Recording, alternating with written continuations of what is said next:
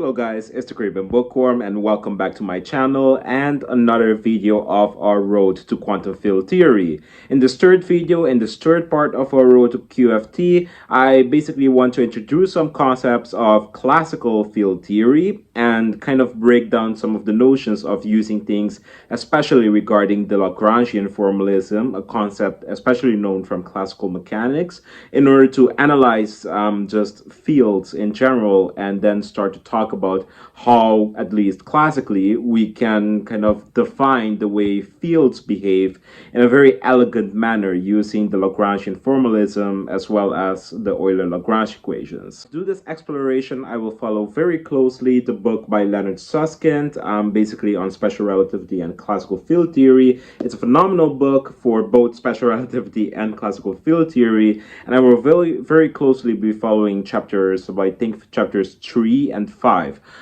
from this book. So going into, as I said before, classical field theory and also the relativistic version of classical field theory, and then perhaps either in this video or in a follow-up video, finally addressing relativistic electrodynamics and the formalism of electrodynamics using tensors.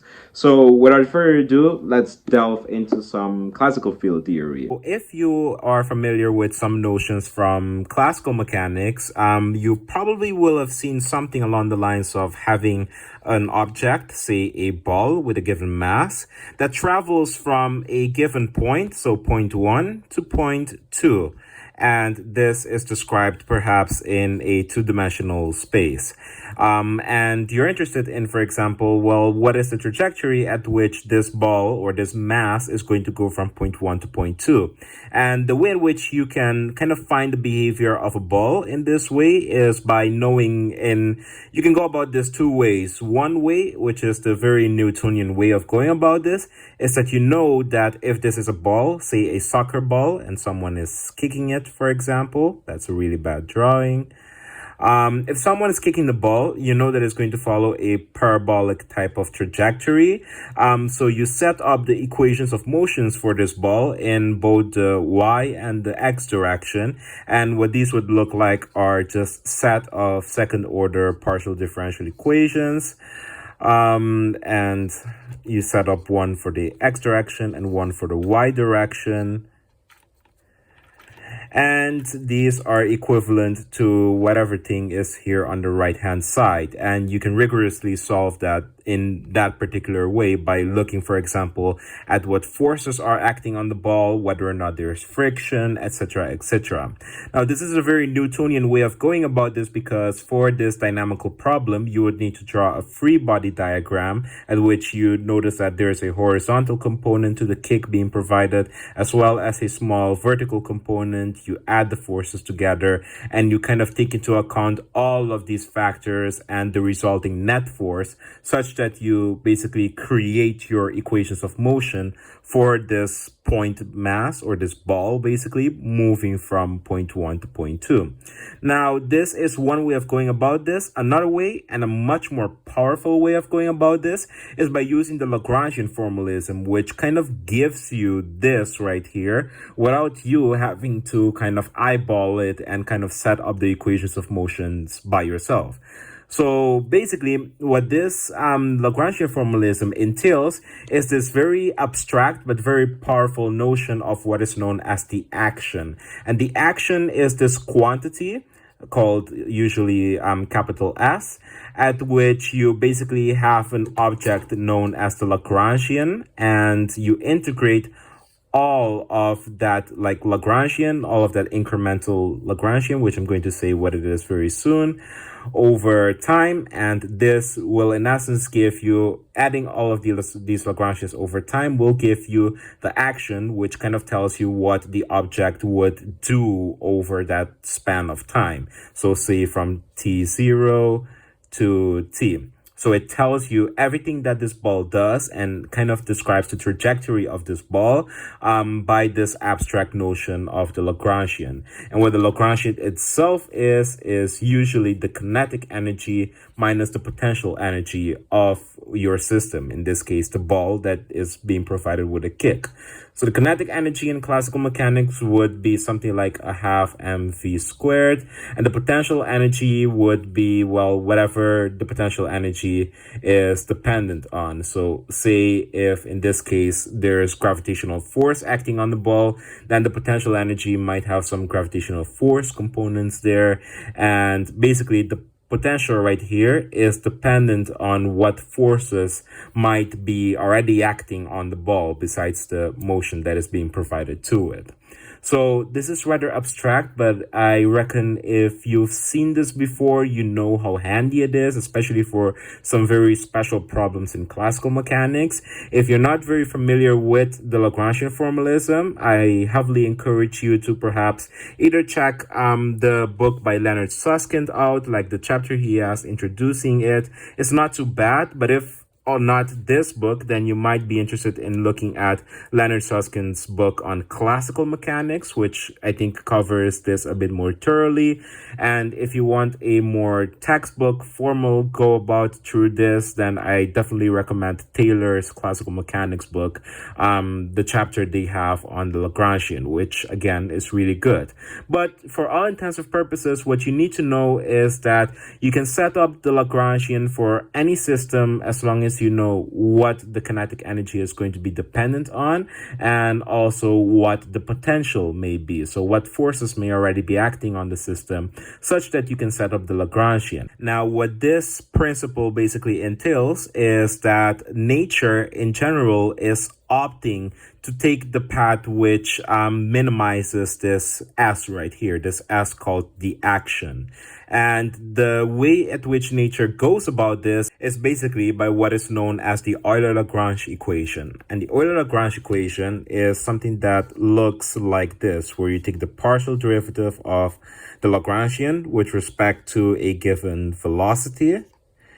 You take the time derivative of this thing right here, and all of this is equal to the partial derivative of the Lagrangian with respect to a given coordinate system, say if it's just dependent on something like x. And what this is basically a solution to this principle right here, known as Hamilton's principle, or the principle of least action, at which you get a Lagrangian that minimizes this S, a Lagrangian that gives you the optimal S when integrating it over a set of time.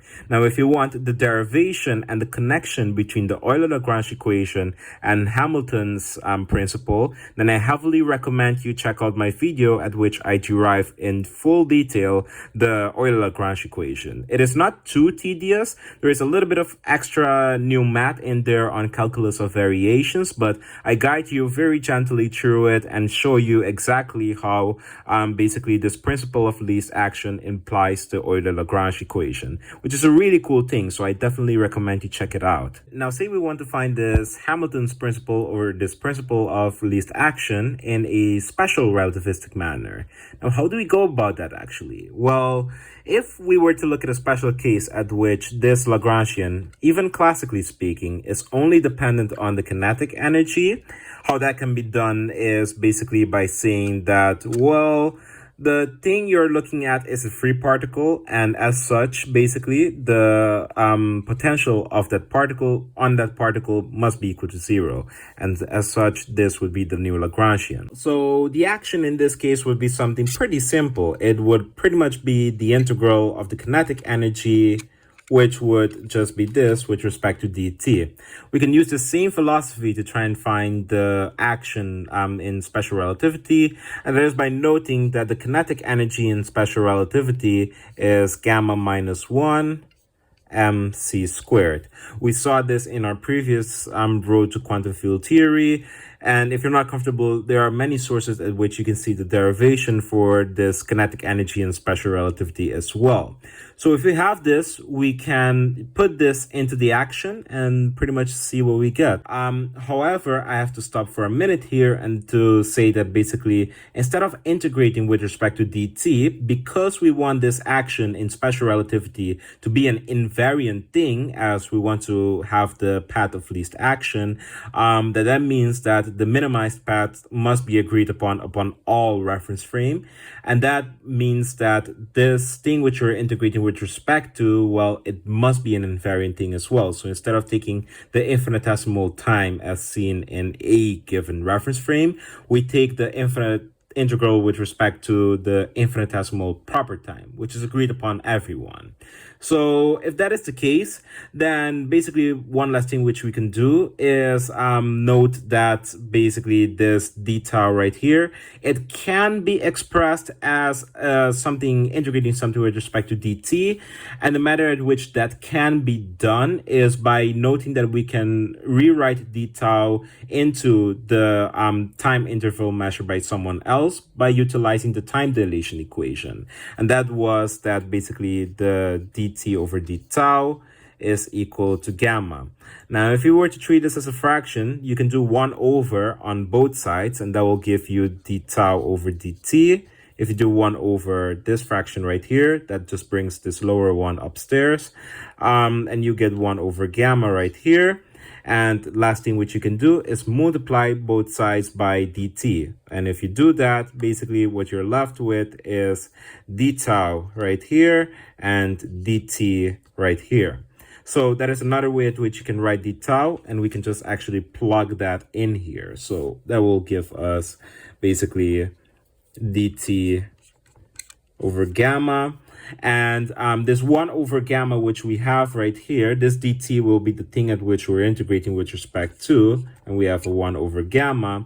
Well, we can multiply this 1 over gamma by everything that is inside here, and that basically gives us gamma over gamma. That's just 1.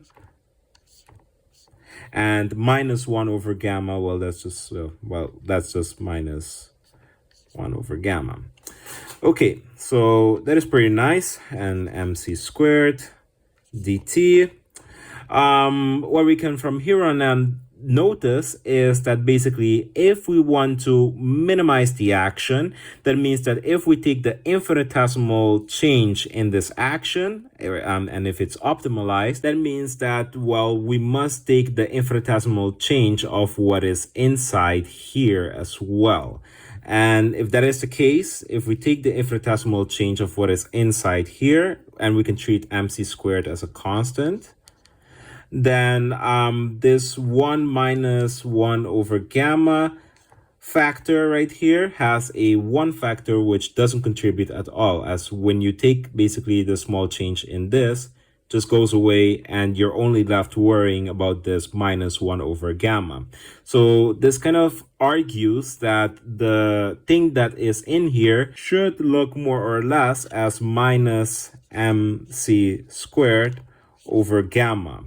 Now, I know this argument might not feel like the most comfortable thing out there, but we can actually further justify this and show that this indeed actually gives you the Lagrangian that is the Lagrangian for special relativity. One subtlety to mention right here is that the way at which we went about finding that the Lagrangian in special relativity is this right here is definitely not a very legal way of going about it, so to say, because we basically assume that the Lagrangian of a free particle is the kinetic energy expressed in terms of special relativity, and that simply isn't the case. And that might sound a little bit oxymoronic or counterintuitive due to the way in which we did come to this, but to show you what I mean about this and to check basically that isn't the case, we can actually apply the one particular rule about Lagrangians, and that is checking for the momentum. In classical mechanics, the momentum basically is the same as taking the partial derivative of the Lagrangian with respect to a velocity. And that can be very easily checked by noting that the Lagrangian in classical mechanics of a free particle is a half mv squared. Free particle, since the potential again is equal to 0. And in that case, basically, if we take the partial derivative of L with respect to V right here, then that basically gives you just 2 times half times m times v. So it gives you basically just mv, which is just the momentum. So that is the way you can check for this. And we can try and apply the same with the equation which we had before for the kinetic energy of in special relativity and see whether or not that applies. So what that entails is basically we want to take the dV of the whole expression of mc squared times gamma minus 1. The mc squared can be treated as constant, so that can be brought outside. And we're basically left with taking the derivative of gamma minus 1. 1 we know is a constant, so in principle we are just left over with taking the derivative of gamma. So gamma basically in and of itself is equal to 1 minus v squared over c squared to the power of minus a half. So if we were to take the derivative of this with respect to v, it would be like taking the derivative of this whole thing to its power minus 1. So it would basically be this entire thing right here to the power of minus a half minus 1, that is minus 3 over 2. And then using the chain rule, it's multiplied by the derivative of what's inside right here that is dependent on v, and that is only this right here. So it will be minus 2v divided by c squared. Bringing all of that together right here, we can basically divide the c squareds and make those go away, and that leaves us with minus 2mv multiplied by this whole thing right here, and this right here, which is 1 minus this whole thing to the power of minus a half, it is the same as this thing to the power of 3, which is basically equal to gamma to the power of 3. We can capture the 2 in here and into the mass, and that basically gives us this expression right here for the momentum. So the order is definitely not right with what we know the momentum to be in special relativity, and that is gamma mv with a power of 1. So this hints at us that this right here isn't the Lagrangian actually used either for a free particle or else in special relativity. So let's now try using this in and of itself as the Lagrangian and applying the same trick and see if we get this momentum right here. So if that is done, we basically take dV of minus mc squared over gamma. This minus mc squared is treated as a constant, so that can be brought outside. So we get minus mc squared dV of 1 over gamma. And 1 over gamma is pretty much the same as 1 minus v squared over c squared, but instead of to the power of minus a half, it will be to the power of just a half. So what we have now is this v derivative of 1 v squared minus c squared to the power of just a half now. And taking the derivative of this is a very similar procedure as to what we did before. So it is this half right here minus 1, and that is basically just 1 minus v squared over c squared. A half minus 1 is just minus a half, and you due to the chain rule, we need to have the minus 2v over c squared here as well. Now, putting things together, again, the c squares go away, and we can kind of capture the 2 right here into the mass. So bringing that together, we get basically mv multiplied by this thing right here, which is exactly gamma. So we pretty much get m gamma v. So that does correspond with the relativistic momentum. Now that we have just seen the special relativistic Lagrangian, we can now jump a little bit more into the concept of classical field theories. Well, it is going to seem a little bit disconnected, but at the end of the day, I will still try and tie everything together, and it will come into a full picture. Now, if we were to look at a simple thing, such as, say, classically speaking, a particle and its trajectory in space, let's see if this is the t-axis and this is the space axis, then one can describe the curve of the trajectory of this particle as something that is a function of time. So it would be something like x of t. However, if one were, and this would be a scalar function, of course, but however, if one would have a multivariate function that not only evolves through time, but also evolves in space, and to be more concise with what that means, if you were to have a function that is not only dependent on t, but also on different space coordinates, what you would have is that this thing would not only evolve in time, but also evolve in space, basically meaning that at, for example, t equals 1 or something, so let's say this is t1, if you were to look at the position basically that this scalar function would have, well, it would have a position here, but it can also have basically different other spatial positions at that same time t1. So if you were to imagine this, then instead of having just a function dependent on time, so if I were to draw that right here, t, and I would have multiple like spatial terms, say x and y. What you would have is basically at time 1, you can look at the scalar function and notice that it has a given value for y and also a given value for x, basically all at t1. And if I were to connect these two, then it would only be like this cross section of a bigger picture thing, which would be in this case what is known as the field. So if I were to draw that fully, it would look something along the lines of this. So it looks like this sheet type of thing, like it looks like this flat sheet type of thing which you would have, and it is what is known as a scalar field. It can pertain different values for spatial coordinates at a given snapshot in time.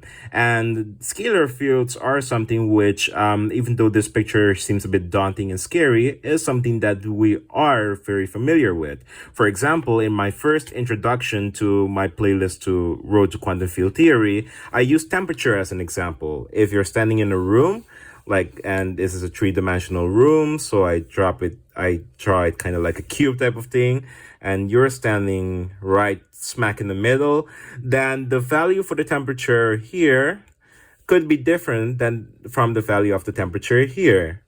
And it could also be different for the value of the temperature here. So if you wanted to describe a function that tells you everything about the temperature in this given room on a given snapshot of a moment, so let's say I'm looking at this room now at some snapshot of time called t0, then the way I would describe the temperature in this room is as a function not only dependent on t0, not only dependent on this snapshot, but also dependent on the different values one can have for the temperature at a given time. So that would be Ti, with I basically being an index running from something like 1 to 3 in this case. So this is what one refers to as a scalar field, you could say. So a field consisting out of scalars, so just numbers, and that field basically just means that all around the given space and time, you could have different values basically for your given parameters of the multivariate function. Now, scalar fields come in other shapes in physics as well, and namely also in a more abstract manner when it comes to talking about how particles interact with different forces. So let's get an idea of what that entails. For example, in electromagnetism, that if you have a charged particle, so a plus charge, for example, that basically it acts as this source type of thing, where basically from the positive charge, you have basically this positive divergence of the electric field coming out of it.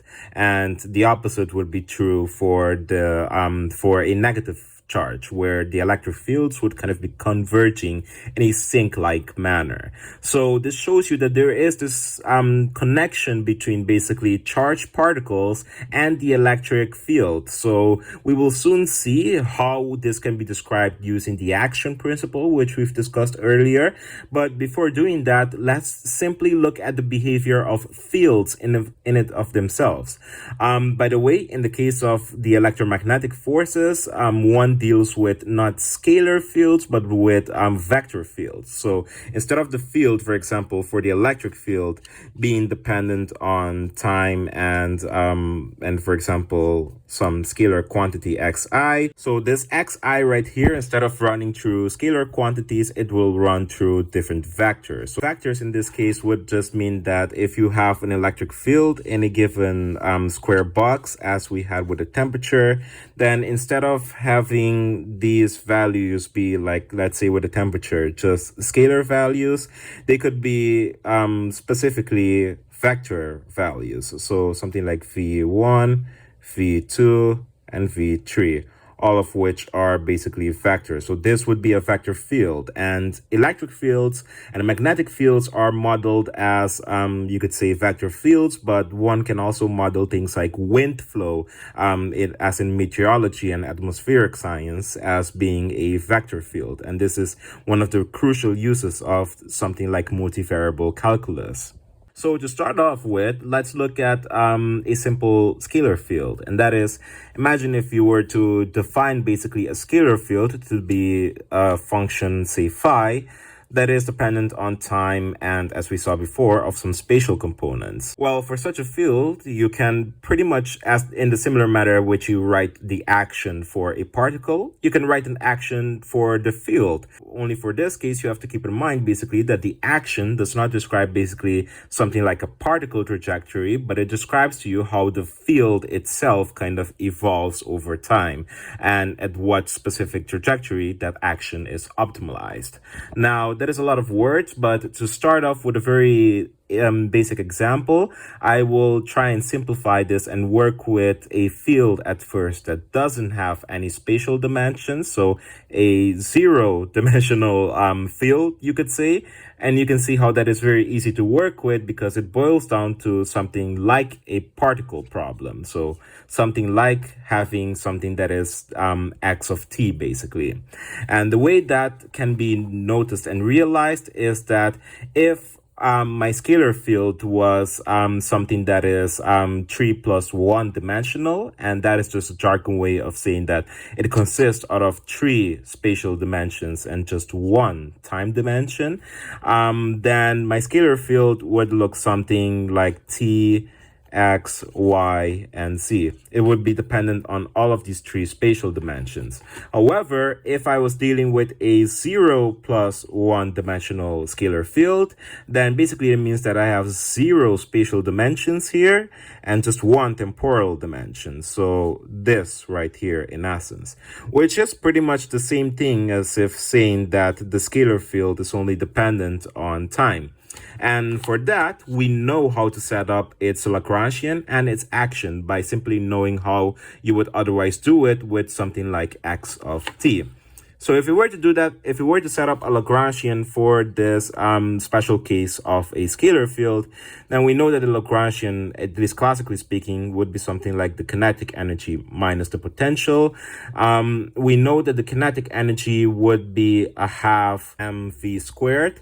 And the v in this case is going to be simply the change of the field with respect to time. So it will simply be d phi dt, and it's v squared, so it will be the squared. And if we were to look at a special case at which we say the mass of the scalar field is equal to 1, then we can simply ignore this m right here and say that this is our kinetic energy right here.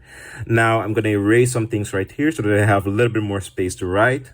Now, as for the potential energy on the scalar field, that will be just any arbitrary function that is somehow dependent on the value for the scalar field. It is, again, very similar as to what we would have otherwise with some scalar function x of t.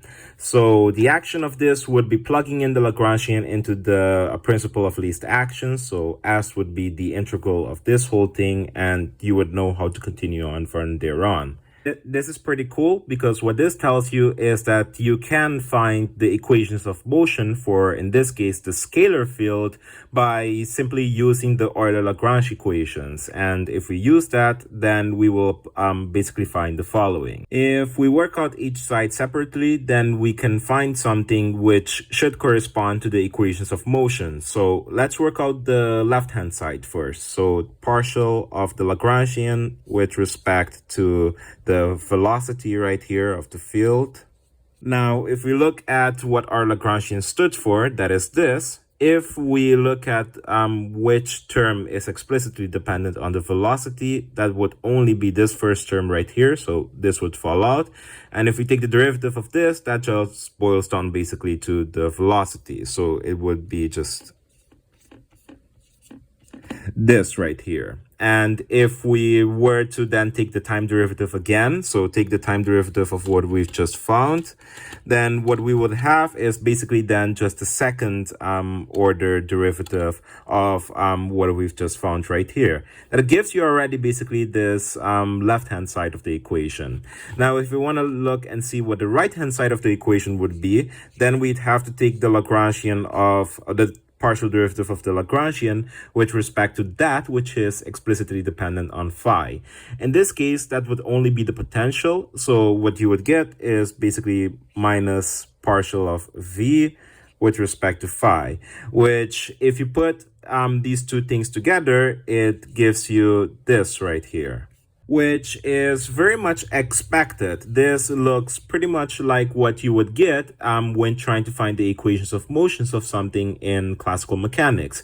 Only thing is, you've now found it for a whole scalar field. If instead of a simple scalar field which is zero-dimensional, you had one that is also dependent on space, then you would have something that looks a little bit more interesting and complicated. So you would have, for example, if this was a 2 plus 1 dimensional scalar field, so dependent on one temporal dimension and two spatial ones, say x and y in Euclidean sense, then you would have a picture that looks a little bit more intriguing, that is dependent on something like x and y. And the snapshot of what happens in the field are these little cross sections on the xy plane. And if you were to put all of those together, you'd get something like a rectangular block. So that might not be a very good artistic drawing, but you get the gist of what I mean. Oh, that is really bad. But anyways, so you get this rectangular block at which basically things happen with this field once you go from T0 to T1.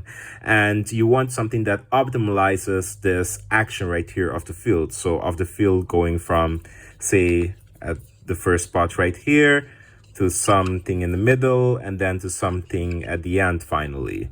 And that means that when you take the action for this more interesting and complicated scalar field, then what it will look like is taking the action of the Lagrangian.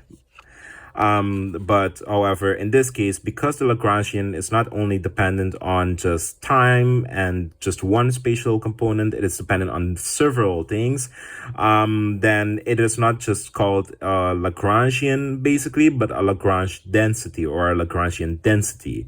And the integral at which you take is not just for Hamilton's or the principle of least action. It won't simply be the integral of the Lagrange density with respect to dt, but it will be with respect to all of the spatial components, so dt, dx, dy, and dz. And more compactly, this is oftentimes written as this d with an upper script 4 and x, which basically contains this volume element at which you're integrating with respect to. Of course, this represents a more complicated case at which the scalar field is also dependent on z, but for drawing purposes, I just wrote a scalar field dependent on two spatial dimensions, as it gets really tricky to try and draw one that is dependent on three spatial dimensions dimensions and one temporal dimension. It's a 4-dimensional thing, and those are really hard, if impossible, to visualize. We saw how basically ordinarily the action basically would depend on the a Lagrangian basically, which itself is dependent on something like an x and a v, and that is integrated over time. However, for space-time Lagrangians and for Lagrangians of things like scalar fields, we saw that it is not dependent on one velocity term, but it's dependent on several velocity terms. So the manner in which this action would be expressed in that sense is something along the lines of having our action being the integral of a Lagrangian that is dependent on the scalar field, particularly in that v phi term component, and also dependent on the velocity of the Lagrangian with respect to some x mu coordinate, and that in the case of all of the three dimensions of space, it would be the derivative of phi with respect to x, y, and z. And that all taken the integral with respect to this space-time volume element right here. So this is the thing which we are working with. For this, if we were to set up the Euler-Lagrange equation, the way at which it would look like is something along the lines of the following. So you would have the sum of basically the first left-hand side of the Euler-Lagrange equation typically would be something like this, at which you'd have the partial with respect to a given velocity, and that on the right hand side would be equated with the derivative of the Lagrangian with respect to the parameter. In this case, the parameter would be phi, so it would be the Lagrangian partial derivative of the Lagrangian with respect to phi. But however, the derivative terms in which, the velocity terms in which you would have are several. They are many, and you would have to sum over all of these basically. The way in which you would do that is by stating that you're taking the partial derivative, not single derivative, but partial this time, as instead of taking it with respect to d dt, you're going to be taking the derivative with respect to all spatial terms. So it will be partial with respect to some x mu. This is what it is going to boil down to, and you're going to be summing over mu basically, as mu goes from 0 to something like 3 in this case. Where in essence you can think of the first term of the summation to be where the index mu is equal to 0, so it would basically be partial with respect to x0, which is just the t, of the partial derivative of L with respect to the basically the derivative of the Lagrangian with respect to t. So it boils down to something which we have seen before. So this is the zeroth component, and you do that for all of the other ones and sum all of them over. Do note that if you had a region, a space-time region, so a box again, if I were to draw it kind of rather not more nicer this time, where you have two classical fields. So say you have field, you have your first field right here, and you have another field, which let's call it something like chi. And you want to study the action of basically what happens with each of these fields or both of these fields, then basically what you will find is an equation of motion for both fields. So what this basically means is that you will have an Euler-Lagrange equation for both phi and for x separately. Each of them will have their own, you could say, equations of motion. So that is also an extra additional thing to keep in mind before we continue. You can imagine this, even without having delved into quantum field theory already, you can imagine this being kind of analogous to how if you would have in something like quantum field theory, different particles being described by different fields like the electron field or quark fields. That means that basically when you're setting up the action basically for these particles, then each of their fields would behave in one way. So you'd have to write the equations of motions for each of those fields separately. So that is an extra little bit of a heads up thing to keep in mind for the future. If this seemed to be the Lagrangian for a zero-dimensional scalar field, then one can imagine that the Lagrangian for scalar fields that depend on not solely t but also on spatial terms, that would look something very closely to this, but only now with also derivatives of the different spatial components. Well, that is very much true with a little bit of a subtlety, but let's go with the general case of extending this and pretending that that's just generally true. If that is the case, then we would have 1/2. Now, if the scalar field involved depended on t, x, and y, one would safely assume that this would be the corresponding Lagrangian, in which basically instead of having just the derivative with respect to time squared, you have of each of the spatial components. This is almost true, with the exception that the signs right here aren't what they need to be. And the manner in which you can see that this is not the case is by looking at the Minkowski line element. We notice that if, for example, take in this case that c is equal to 1, so natural units.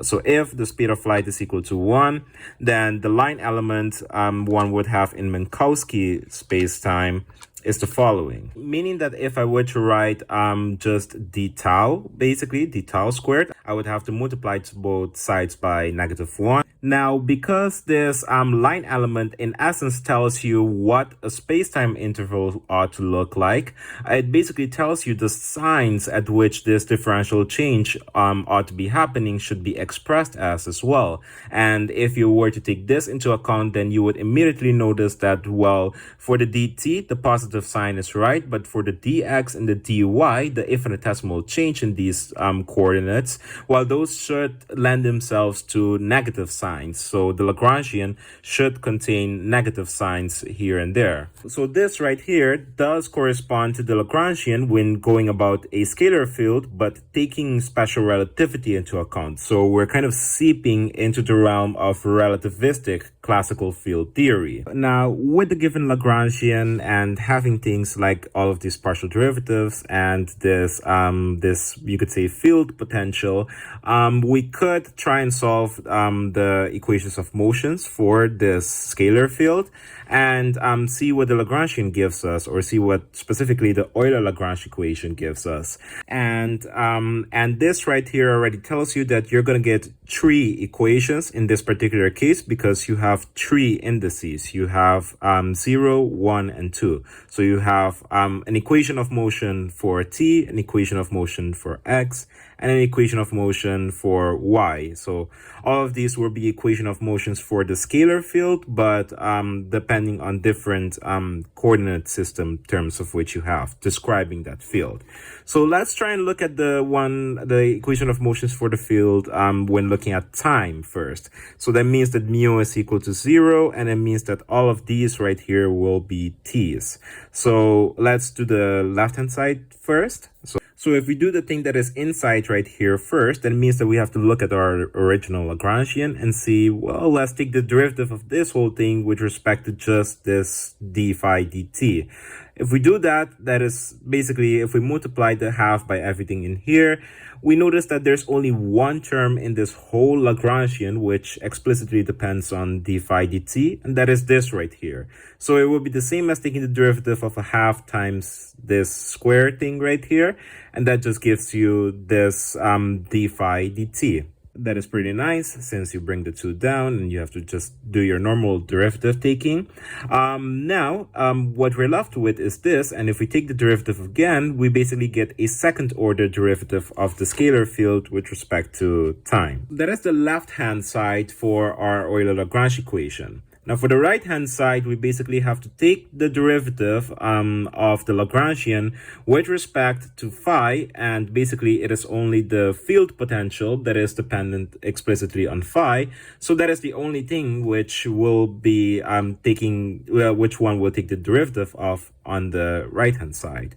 So that gives you basically that the left-hand side is this, and the right-hand side is basically the minus of the potential with respect to phi. Now, for the two other spatial terms, without even tediously working through this, we can immediately see that the answer which we will get is pretty much the same as this one right here, but the only thing is with a minus sign. As, for example, when looking at just the derivative, the mu equals 1 case, if we're taking the derivatives with respect to x right here, then one will be taking the derivative of this entire Lagrangian with respect to d phi dx, and there's a minus sign right there, so that kind of carries over. You're left then with minus d phi dx, and then you have to take d dx again of that, so you're left basically with the minus of this higher second order derivative thing. So basically that tells you that you're gonna be left with so basically that tells you, by the way, I'm going to remove this as this isn't exactly accurate yet. This basically tells you that you're going to be left with basically the minus second order derivative of phi with respect to x, and likewise for y as well, and even z if there was a z in here. Now, the reason why I just removed what was written there and said that it's inaccurate is because before we already saw basically that the Euler-Lagrange equation gives that you have to sum all of these over from 0 to, in this case, 2. You have to sum all of these over in order basically to get this del L del phi. So that basically entails that you have to add all of these things together in order to then say that, okay, that equals this right here. So let's do that. So that's very nice. And to write this in a more nice and very interesting manner, we can simply move this term over to the left-hand side and basically have an entire new block of equation right here. Now, this thing here is a very interesting equation to have stumbled upon. And to complete kind of the notation, I'm going to go back to conventional units by not reverting back to like natural units, because you might notice that there might be a missing c, like speed of light, somewhere in this whole thing, since we went over to the more relativistic way of thinking about things. So there should be a c or c squared in there, and you would be correct if you were to think of this right here as the line element bit of things. So basically a combination of dt squared minus dx squared minus dy squared, then you know immediately that there should be a c squared in here in order to have things in conventional units. In here, you can kind of imagine all of these to be like 1 over dt squared, 1 over dx squared, 1 over dy squared. So the missing c or c squared is actually just going to be for this dt right here, and it's going to be 1 over c squared. And this is a pretty cool thing. Why this equation is so interesting is because it is going to give us what is known as the wave equation, and particularly the wave equation for fields, which is very interesting. It's going to tell us something about what happens to fields as they go about through their space-time trajectory and whether they oscillate or whatever it is that they do. And in order to see what these fields do, let's consider the case at which there is a field, a scalar field, on which no force is acting upon it, so a free scalar field. This is the analogous thing of having a free particle at which you have its Lagrangian, so t minus v, and you say that it's a free particle, so it's going to be moving in a constant straight line because there are no forces acting upon it, and meaning that basically the potential of it is going to be 0. So let's do the similar thing but for fields now, and just to look at this equation in particular. If that is the case, and if we were to ignore that it has some other spatial components, so if we just focus on the x spatial components to kind of make our lives a little bit easier for now, then this equation boils down to this, just ignoring it for now, and this specifically being 0 because we set v phi equal to 0 due to it not having a force being acted upon it. So this gives us 1 over c squared. So that gives us this right here. And this is a partial differential equation, a second order partial differential equation. And without going into the tedious techniques of how to solve it, I'm going to borrow from Leonard Susskind's approach of showing the solution to this partial differential equation, or a family of solutions to it. And it is a very simple approach, and we go about it by showing that if we have an arbitrary function, so any random function, this has no physical meaning, just any function that is dependent on this quantity in here that is x plus ct. So it is any arbitrary function, a scalar function, which is dependent on position and a displacement of the position along a given direction, you could say. Well, this scalar function right here will satisfy the condition of having its partial derivative taken with respect to t. That is equal to this c right here, this constant, multiplied by the partial of this exact thing, but with respect to x. Now, where this comes from, let's not stress ourselves with that for the moment, but it is going to just show us how this this solution to the partial differential equation is going to be pretty handy. What this gives us, and if you want to check for it, is basically taking the partial derivative of f basically with respect to t, if this is what's inside. That basically gives us just this right here doesn't depend on t, so that's going to be 0, and this ct right here is just going to be c as the t goes away, and that is equal to c times the partial derivative of f with respect to x. Now ct doesn't depend on x, so that's 0, and x, the derivative of that is just going to be 1, so it's just going to be c times 1. So this condition is successfully met for this function right here. Now if this same rule is applied a second time, so if we take the derivative a second time on one side of d dt, that gives us second order derivative of this right here.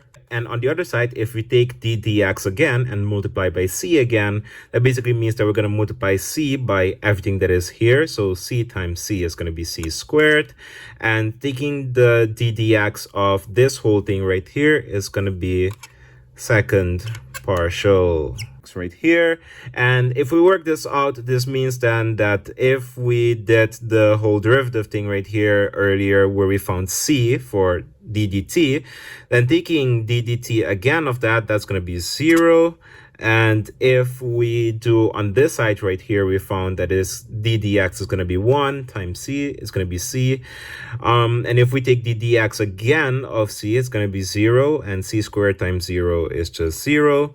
That means that our condition is met again. Or rather, actually, if we divide both sides right here by c squared, so if we do 1 over c squared, multiply this side by 1 over c squared, the c squared goes away, and if we multiply this side by 1 over c squared, well, we get 1 over c squared.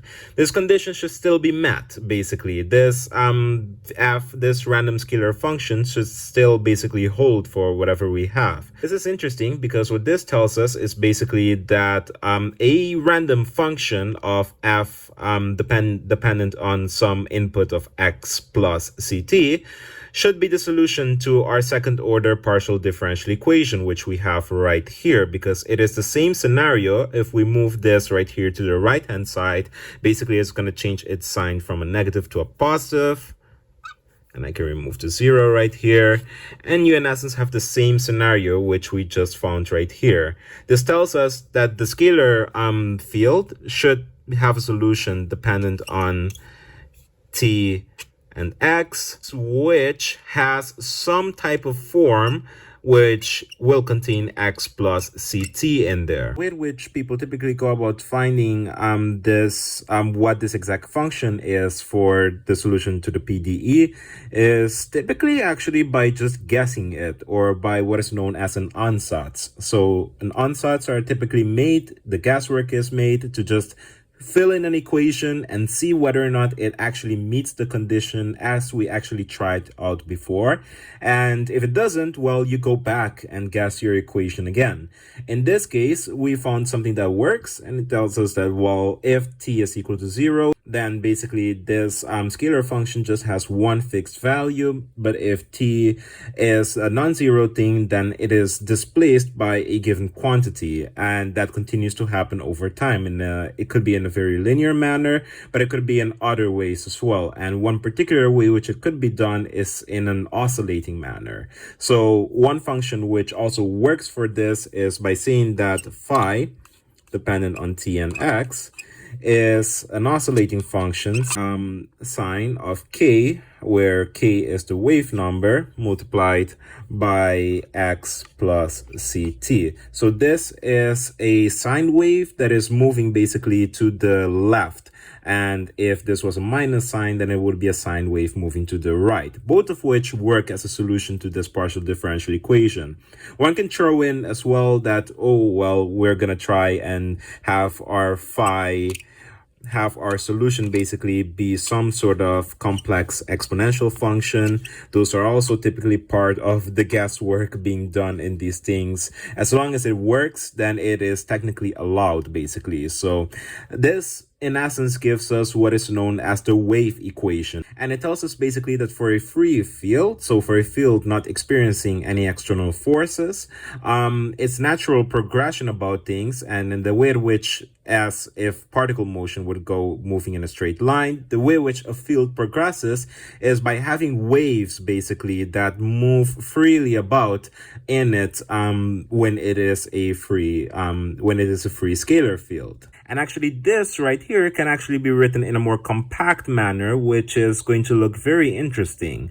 And we can see that by moving this potential bit back to the right hand side and writing this whole thing again. So let's keep things simplified by again looking at just this one spatial term right here and seeing that our original Lagrangian was basically something like a half 1 over c squared. So let's keep things simplified by again looking at just this one spatial term right here and seeing that our original Lagrangian was basically something like a half. Let's say that something like this was our original Lagrangian, where I plugged in again the values for the partial derivatives, and this right here would be our scalar field. Our scalar field basically is this half mu squared phi squared thing right here, where mu is just some constant in classical mechanics. And if we were just dealing with just regular like x, like some sort of function xt or something, this mu would be something like a spring constant, as it is going to be basically leading to something like the harmonic oscillator. But in this case, it is just a constant. And if we were to fill that or take its derivative and multiply it by -1, then because we have a phi square right here, then that means that it's going to be 2 multiplied by a half. So it's just going to be mu squared phi on the right hand side right here. And the minus kind of goes away because of multiplication by -1. So that gives us this right here if we had a non-zero potential basically. And this is rather interesting because you have these higher powered or higher ordered derivatives of phi, which looks a lot like the Laplacian basically of a scalar function. So in the case of a Laplacian, it would be this nabla squared operator of some scalar function f, and that gives you something like the partial derivative of this f with respect to some spatial coordinate, and add all of those other partial derivatives up. You have something analogous to that when it comes to this space-time like square derivative thing. And the analogy of this right here would be what is known as the Delem version. And to see what that is basically, if I were to write just the derivative of phi with respect to one of these coordinates, I could easily use index notation to write it in the following manner by saying that it is going to be partial with respect to x mu. where mu runs through all of the indices, in this case just 0 and 1. This would be, if I go back to some of the tensor language which we talked about before, this would be a covariant tensor. However, if I have an upper index, I would have the contravariant tensor, and it would be almost the same thing as this but with a minus sign. So it would be this right here with an upper index, del x mu, but because it is contravariant, it is going to have a minus sign right here. And when we contract the two, so when we basically kind of take the dot product of the contravariant and the contravariant and the covariant tensor, this lends us to the following. So if you do the contraction of these two, we get basically minus del dx mu squared. That is a bit unclear, but the square is supposed to be there to indicate that it's a higher powered, you could say, derivative of the thing, and it runs from 0 to 1. If we have that, then that basically means that when we have mu equals 0, so del, so this second partial derivative with respect to t, that should have a minus sign, which we clearly don't see here. So in order to get what we have right here, we should write this not only as this contraction of the covariant and the contravariant derivative right here, phi, but we should also multiply by -1 to ensure that then, for at least the first term, we're going to get mu equals, for mu equals 0, a positive value right here, which is what we see. And for all of the other ones then, like for mu equals 1, or if there were more spatial terms for mu equals 2 and 3, then it would have a minus sign, which is what it's supposed to have at the end of the day. So that's already good, and that all would be written as being equal to this right hand side right here.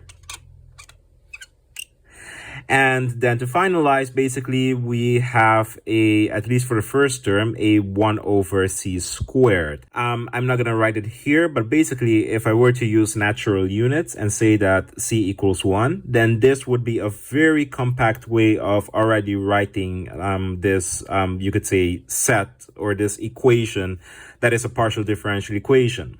But if I were not to do that, then I would have to write it separately as, well, 1 over c squared, del with respect to t, and minus the Laplacian, all of this of, well, this is getting kind of messy, so I'm going to erase some of these. The Laplacian of this scalar field phi, that is equal to mu squared phi. So this would be our, you could say, differential equation. And this thing right here is oftentimes represented as box squared.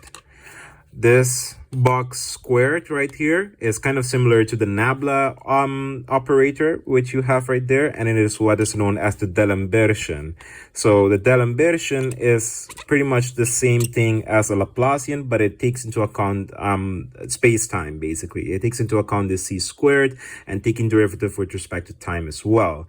If you move this to the other side, what you get is this box squared phi minus mu squared phi right here is equal to 0. This is an equation which we very likely will bump into later because it is one is known as the KG or Klein-Gordon equation. So to put things back into perspective and see where we are and see where we've gone, basically, we know now how to describe the action for a particle, especially taking special relativity into account. And that is known by saying that the action of that particle, so integral of the particle, let's say that, with respect to dt, gives us a Lagrangian for the particle that looks something like minus mc squared over gamma. And for a field, this Lagrangian, or this action basically that is being described, again, integral of the field, Lagrangian, Well, that ought to be taken not with respect to dt, but with respect to all of the space-time components, basically. So it's a small patch of space-time over which you're integrating the Lagrangian of the field over to get the action. Now that we have that, how do we create and couple basically a particle moving through a field? Like, how does the field basically affect a particle and vice versa? And we know this to be the case from even classical physics. For example, in the case of either electromagnetism, charged particles moving through something like a magnetic or electric field, they will be affected by those. And also in something like gravitational physics, when you have masses moving through gravitational fields. We shall focus only on a simplified example and maybe allude one or two times to something like electric fields, but we'll definitely not be touching the gravitational bit any time in this series. So let's just look at the simple example in which we say, let's look at the Lagrangian of the particle. If we look at that, and if we say that, well, we have our Lagrangian for the particle being described as basically being equal to minus mc squared 1 v squared over c squared square root, which is what this gamma 1 over gamma essentially stands for. If we are to go back for a moment to natural units, I know there's a back and forth to natural units, and sorry if it's a little bit of annoying, but I mainly am doing this to remain consistent with what is being done in the books of which I'm following, which in this case is Leonard Susskind's book. So yeah, but I will try and highlight my best every time where I go back and forth to one unit system or the other. So if we have this, if c is equal to 1 in the natural unit sense of things, then basically I would have just here 1 minus v squared. And one other thing which could be added to this Lagrangian in order to indicate that there is a field affecting the trajectory of this particle is simply by, instead of having m multiplied by -1, this inverse gamma factor right here, we would have m plus something multiplying that inverse gamma factor and the -1. So that plus something, which will go along with the m right here, would in this case be a scalar field number. So some phi tx, and that all multiplied by 1 minus v squared square root. So this is perfectly fine, and if you work out the action for this thing, then you will get something that is perfectly viable. So it's definitely okay to do this. And if I were to introduce the c squared back in here, then you would have over c squared here, and just this multiplied by c squared. So that is okay. One other thing which could be added and kind of must be added in this case is a constant. This constant is called G typically. This G right here is something that is known as the coupling strength of the field. It in essence tells you how strongly the field kind of attaches or latches itself to a given mass moving through it. So the analogous picture of this would be something which Susskind illustrates really nicely in his book, and that is if you have a particle moving through a given block of a field, and again note that the field is just on the xy plane, so these are different cross sections stacked on top of each other. This makes up the total action which you're dealing with. If you have a particle moving through this field, then it will experience a little bit of a resistance from this scalar field due to just the presence of something, since the scalar field is a thing, it is a physical thing, it is not a mathematical convenience, but it is something that is actually there. So the fact that there is something there and all over the space-time coordinates means that it will definitely affect the motion of the particle as it is moving through the field. The stronger the interaction of the particle with the field, you can imagine, the more the tuggingness of the particle itself will be, so it will have a different trajectory. And the less strongly coupled this field is to the particle, then the more the trajectory of the particle looks as if it was just moving through nothing. So that is the idea behind just putting things into the Lagrangian like this, and that is for the particle. In order to get the total action of this entire system that tells you both how the particle affects the field and also how the field itself affects the motion of the particle, then one needs to somehow add these two actions together since they're both kind of going cohesively with each other. And to do that, we need to look especially a little bit closer at the action of this particle right here, since the integral right here is shown to be taken with respect to dt, but somehow for this right here, it is being taken not only with respect to dt, but also all of the other spatial terms. So how can we ensure that this also converts to something of like all of the spatial terms, and then showing that, okay, we can add those two together then?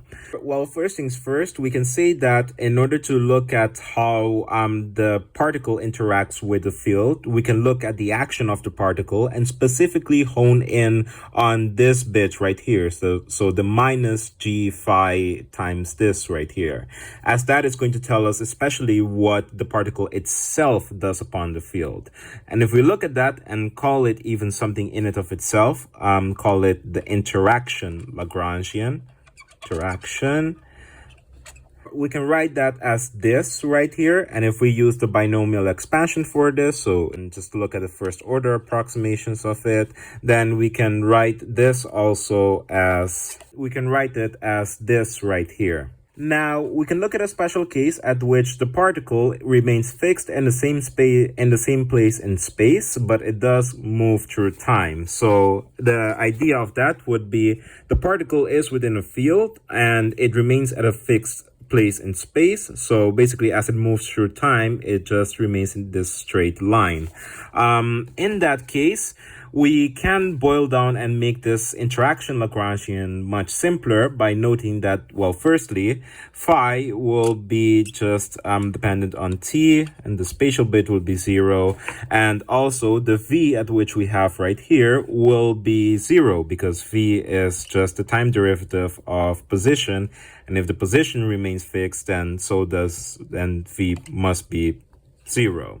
So with all of that in mind, we can fill that in, and we note immediately that this right here, just you deal with this little bit of a conundrum right there, and just remain with the L interaction, so L int, being equal to minus g times this right here. So if we were to take the action of just this interaction bit of the Lagrangian for the particle, then you would have basically the integral of minus g phi t0 dt. So how do we make this into something which is a derivative of not just time, but also all of the smaller incremental spatial components? That can be done by introducing what is known as a density function, or this type of source function. And this source function can be thought of, especially if you've gotten electromagnetism, as a very similar thing as to something like charge density. It tells you, for example, in a small little cube, how much is the density within this small little cube. So this can be added into this action right here, and if it is added, then that takes care of needing the spatial components right there. It actually gives you then this minus g, this source function, phi t0, and d4x. However, this is not done. This source function right here needs to not be a thing when basically when the particle is not standing still. So this, you'd only need this thing right here when the particle is stationary and fixed in space but is moving through time. This, of course, is already looking drastically different than what we have right here. But how do we ensure that this will look like this at the end of the day is by introducing one last new bit of math, and that is something known as the Dirac delta function. The Dirac delta function is this thing which, in a very bastardized manner, if I say so, is kind of like a Kronecker delta, but for integrals.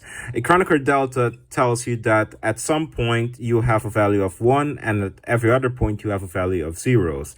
This typically have to do with the indices of this Kronecker delta and whether or not they are equated to each other. So the idea of the Dirac delta function is that it is a function, or not really a function, but it is some type of distribution at which if you integrate over the Dirac delta function with respect to dx, it is equal to 1 as long basically as you're integrating and going basically over the value of x equals 0.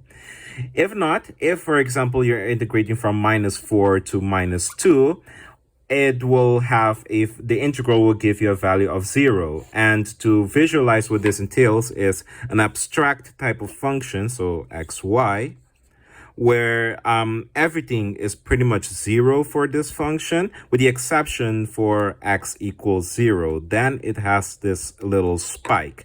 And everywhere else, it will continue to have a value of 0. So basically, it tells you that it is a distribution with an area of 1 at a very specific point.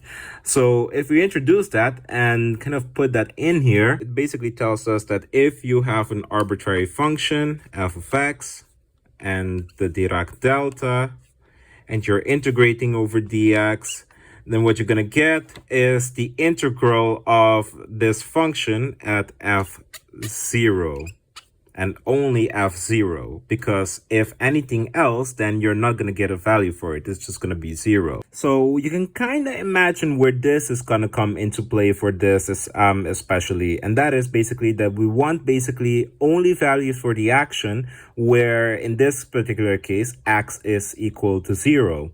If x is equal to 0, then we want to have a value for the action that kind of describes basically the trajectory which the particle moves as it's interacting with the field.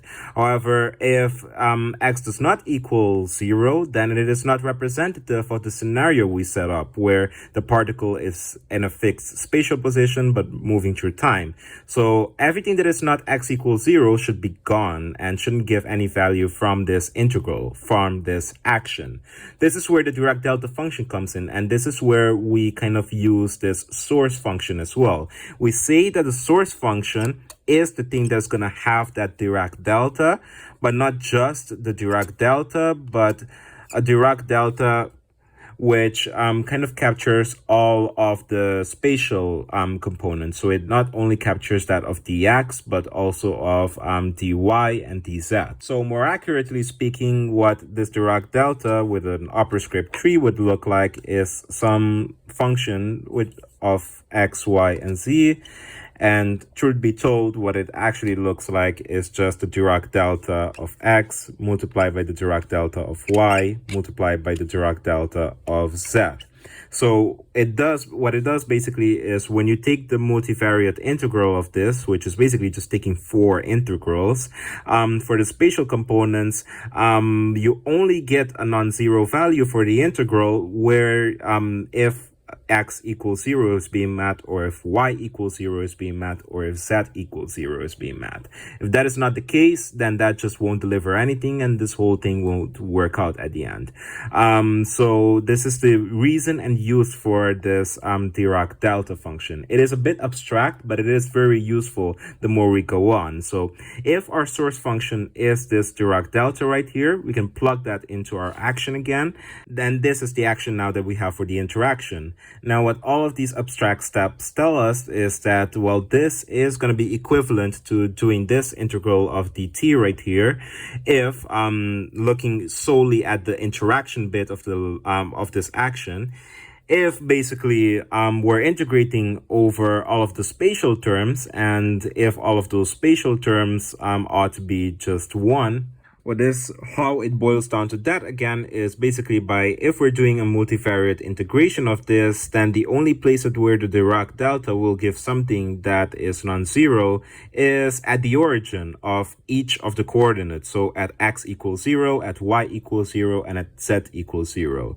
So it allows us to then just evaluate this integral at just the origin of each of the spatial components. So it kind of boils down then to minus g phi t 0, and the only thing you're left integrating over technically is just dt, which is now pretty much the same as what we started with before. So that is the use of using the Dirac delta in here, and it has general applications as well, even when the particle is not at a fixed place in space. So if we know now the interaction Lagrangian as well as the Lagrangian for the field, which if recalled, was along the lines of 1 over 2 and all of those partial derivative terms. So, and stating in this case that it is a free scalar field. So basically the potential term is a zero term. And also there is no 1 over c squared because we're using natural units. And then this is the Lagrangian for the field. If you want to find the total action that encapsulates both the interaction term, so the interaction of the particle with the field, as well as the Lagrangian of the field itself, then what that is going to give us is basically just adding these two things together. So adding the Lagrangian of the field, so that is going to be integral of 1 over 2. We add that with the Lagrangian which we've just found for the interaction particle and with the source function. We get this whole thing right here for the action, basically for the interaction Lagrangian term and the field term. And if you want to be more exact, for the source function right here, you can put the Dirac delta, so this right here, and you would have your answer right here for how you can describe basically the interaction of the particle with the field, as well as how the field itself progresses through space-time through a given action. Now, I won't show you from now on how we can find the equations of motions from this and such. I will leave that to the next video, as well as hopefully to then dive a little bit into how one can use this type of Lagrangian formalism to find the Lagrangian for electromagnetism. So basically finding things like the Lorentz force and such by using this formalism, and then finally getting to this famous object, which is the electromagnetic field strength tensor. So yes. So the gist of what we did in this part of our journey to quantum field theory is we primarily started looking at the Lagrangian formalism. And especially if you're familiar a little bit with classical mechanics, you might have seen this before. And if not, I heavily encourage you to either watch videos on this or dive into some literature, for example, the Taylor book on classical mechanics. It is a really good book and a really good primer and introduction into the Lagrangian formalism. If you're uncomfortable with just accepting equations by faith and you want to know where things come from, especially for example something like the Euler-Lagrange equation, I found no better book that explains the derivation to it than this book. I even created a video, as shown earlier, on my channel based on the derivation they did in that book.